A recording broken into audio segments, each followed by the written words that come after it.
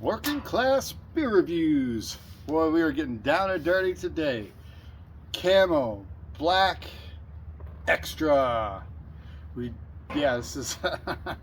I told you guys I'd be review this, and it only seems like it would work for this channel. I know plenty of people have reviewed it, I'm sure, online.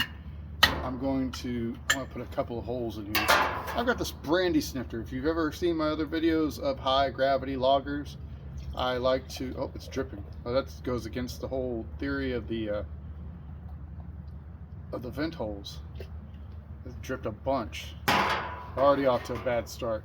Anyway, Camo Black Extra. There's like very little on the internet about like the background of this beer. I went to Beer Advocate. Overall, it gets a score of 63 out of 22 reviews, 37 ratings. So 63 is poor. If you look through the reviews, they're either 1 point something or they're like 5 out of 5. There are some 3s. Some people trying to be fair and honest about it. So I'll have to look at the can and what this says. 12.2% alcohol. This thing's strong. Imported hops. Okay. Extra malted barley. So it's very high in grain, which is probably where that alcohol ABV comes from, for an extra smooth taste. That's what they all say. Steel Reserve says that. Hurricane says that. It says ultra premium high gravity lager beer. 24-ounce can. This cost me like $1. These are, I think it's like $1.89 or something like that. Brewed by Camo Brewing Company Incorporated, La Crosse, Wisconsin, Latrobe, Pennsylvania, which that's City Brewing. U.S. corporate headquarters, Las Vegas, Nevada. Party Central. So no, you're probably not going to find any sort of like grain bill, IBV or IBU, any sort of detailed information, because that's not what this is made for. This is a party beer. Let's take a look at it. Man, that head, you saw me pour it, and it had like a head of sorts when it started. It is copper. It's copper. It's not straw. It is cold, so it's cool outside. It's probably in the upper 50s. It's been raining today. It's kind of gray. I just wanted to get out here and do this while the daylight's still going, because it's been getting dark soon here early. Some streaming bubbles. The brandy snifter. Never underestimate the brandy snifter, y'all. Come on, at least give it a shot. So yeah, copper, clear, no haze. You got to keep these things cold, or else the flavor is just not. It's not. It says ultra premium, but I mean that they could put whatever they want. Let's give it a smell. Sweet grain. I did see some of the reviews, but I'm trying not to let them affect, because I've never had this. I've heard stories. I've had other beers like it. Some great, or some okay, some not okay.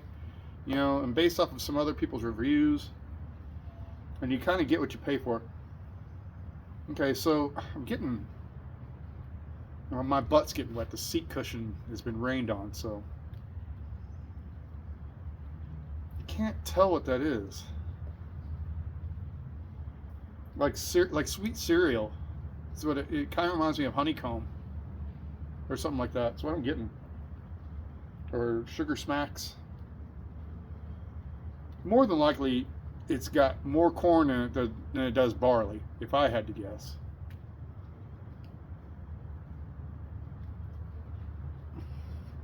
It doesn't smell bad or anything. It just smells kind of sweet. So keep me in mind, guys.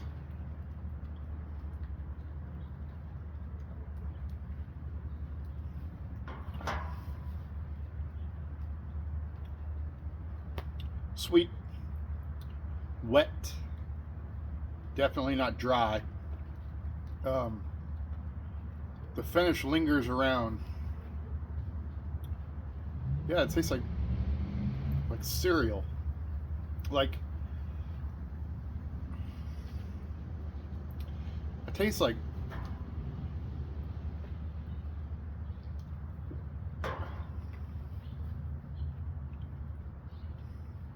some light, like spice of something, like cinnamon or nutmeg, or not cloves. It's not like strong. It's a very faint, but it's some. Maybe because I'm saying cereal, it's making me think of something that has those kind of flavorings to it, like a bowl of oatmeal would. Can't tell if it's cinnamon. Yeah, cinnamon, nutmeg, something like that. So, like a spice that gets used throughout, but mainly when people think of it, they think of like sweet stuff. They think of like bread pudding.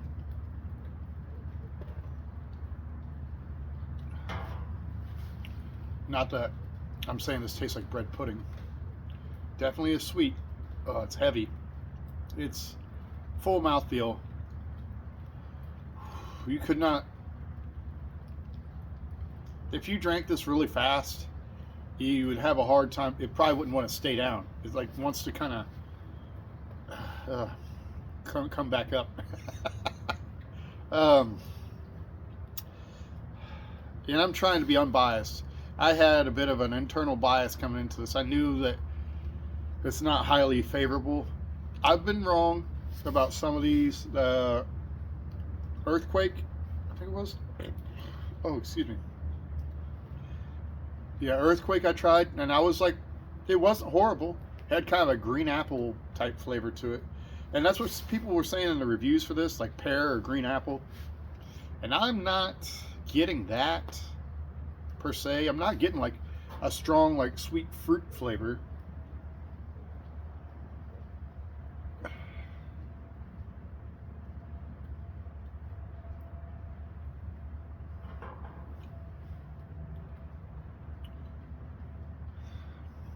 It's like it tastes like cake batter-ish. Something about it.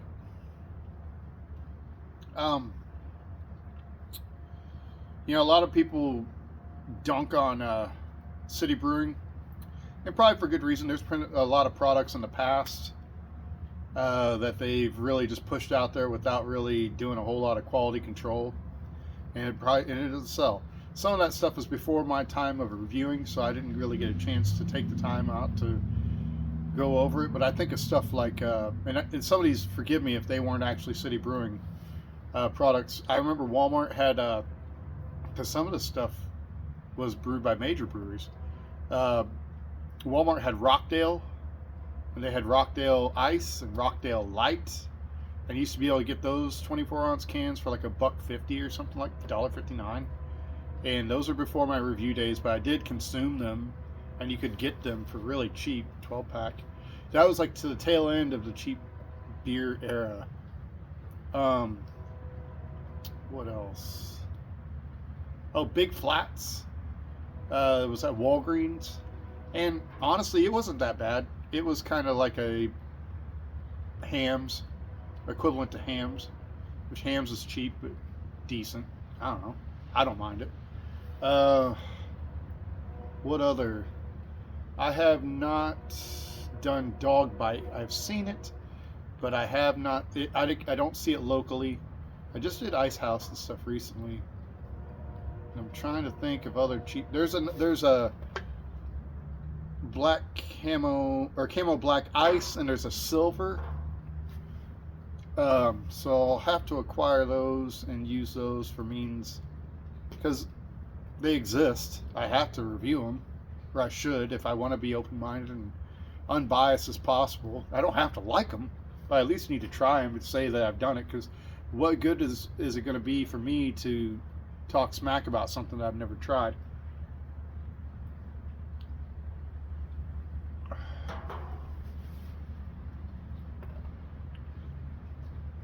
It's not great. Now I'm starting to get kind of that pear flavor. Like the skin. Like when you eat a pear and you get, eating a pear is the best way to eat a pear, especially a nice, soft, ripe one. the grate. You get one so soft it's almost like canned pears, but that skin kind of has a bit of not astringent, but like a cottony, a little bit type feel to it that it leaves in your mouth. It kind of gets a little bit of that.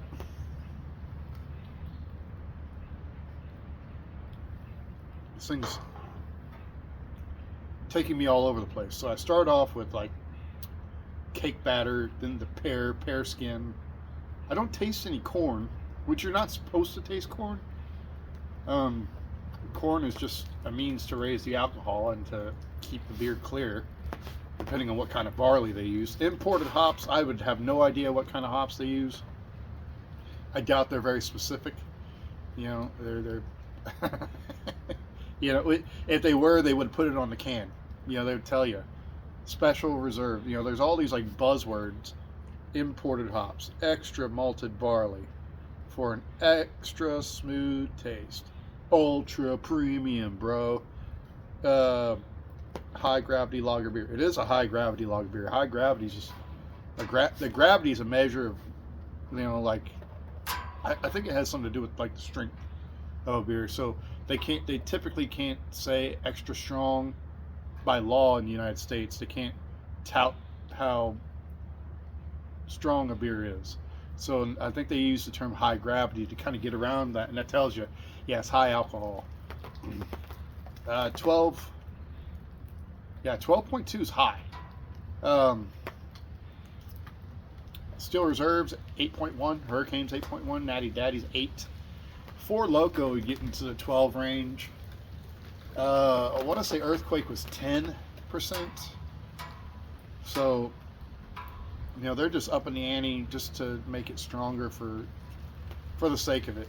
So there's, it's starting to rain. Well, if it starts getting on the phone, I'm going to have to cut this video short. This is made for a specific audience in mind, with a specific goal that they're wanting to accomplish. And taste and flavor and quality is not really high on the list of requirements in order to get there. Typically they'll make them sweeter because no one wants to drink something sour or bitter, or, you know, carbonated is fine though. So they tend to make them sweet. Sometimes they get stuff that's like Kool-Aid flavored. I saw some Four Loko stuff that looked like it was like Warheads flavored or something like that. I can't remember. But yeah, they make all sorts of, you know, Four Loko is another one I'm going to have to, they make a Four Loko Gold. I think that's their closest one. That's to like, it would be kind of like this to a standard beer flavor. Otherwise, you're getting all sorts of different flavors. But they're there with the goal in mind. They're sweet enough to taste all right and just to slosh it and slug it on back. They're not meant to contemplate the process of making it and where they fit into the catalog of beers. They're in their own category, but they're not like a traditional I mean, one could say this is like a quad or a triple, you know, lager, Bach or whatever, quad Bach, triple Bach, something. So anyway, if you guys had Camo, if you tried it, if you finished it, we're going to see if I finish this or not. I'm not going to do it on camera if I do. So, nah, not my favorite. So there's a negative one for the books. I don't think anybody's too terribly surprised. But if you're a fan of it, great. If you love it, great. Good on you. You know, you're definitely getting a good deal for what you're getting. You couldn't complain about that for the cost and what, you know, the high ABV. But it is what it is, and if people didn't like it, they wouldn't keep making it. That's all I got to really say about it. It probably wasn't worth dirtying up his brandy snifter for it. But at least you're able to see it. Anyway, thank you guys for bearing through this video, listening to me talk about this, and I will see you guys later.